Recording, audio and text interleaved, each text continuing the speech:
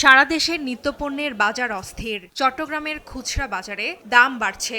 মাছ, মুরগি, সবজি থেকে শুরু করে মশলার দাম বাড়তি। পরিবহন ব্যয় বৃদ্ধি, বৈরী আবহাওয়ায় সরবরাহে অনিশ্চয়তা এবং কোরবানির ঈদ ঘিরে বাড়তি চাপে পড়েছেন ক্রেতারা। বেড়েছে মাছের দামও। টানা বৃষ্টি ও পরিবহন সংকটে সবজির বাজারও ঊর্ধ্বমুখী। বাজার দর আসলে অস্বাভাবিকভাবে বাড়তি।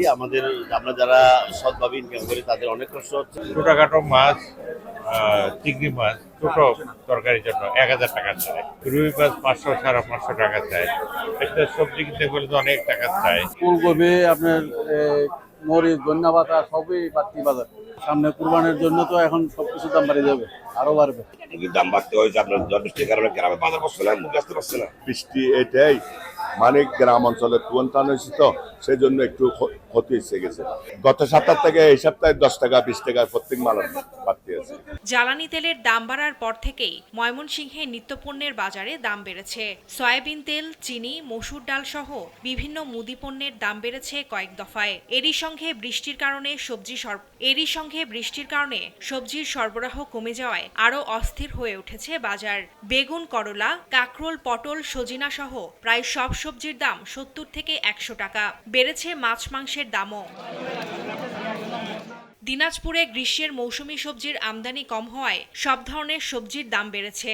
একই সঙ্গে ডিম, পেঁয়াজ ও মশলা জাতীয় পণ্যের দামও সাধারণ ক্রেতাদের নাগালের বাইরে। সপ্তাহের ব্যবধানে 40 টাকা কেজির কাঁচামরিচ, 75 টাকা, 50 টাকার রসুন 70 টাকা এবং 110 টাকার আদা বর্তমানে 180 টাকায় বিক্রি হচ্ছে। ভোলার বাজারে পর্যাপ্ত সরবরাহের পরও সব ধরনের মাছের দাম চড়া। প্রকারভেদে প্রতি কেজি ইলিশ 3000 থেকে 3500 টাকা, চিংড়ি 1200 টাকা, রুই কাতলা 500 টাকা দরে বিক্রি হচ্ছে। ক্রেতারা অসন্তোষ প্রকাশ করলেও বাজারে সরবরাহ কম বলছেন বিক্রেতারা।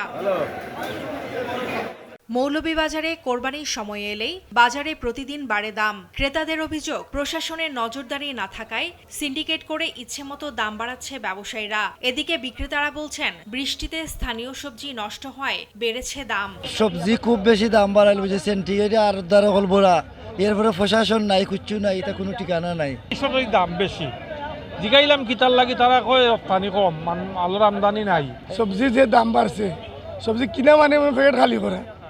তেলেরও দাম বাড়ছে, তেলের দাম থাকে, সবজির দামও বাড়ে। আপনার বৃষ্টি সবকিছু নষ্ট করে লেগেছে। আমরা সবজি এখন 80-90 টাকার নিচে কোনো সবজি নাই। সবজি কিনতাম পারি না, দাম অতিরিক্ত বেশি, কিন্তু মাছ মাংস কিনাতে কোনো ক্ষমতা নাই। বর্তমানে এখন বাজার একবার ছড়া বেশি। ফারজানা আফরোজ টুম্পা, নিউজ ডেস্ক, দেশ টিভি।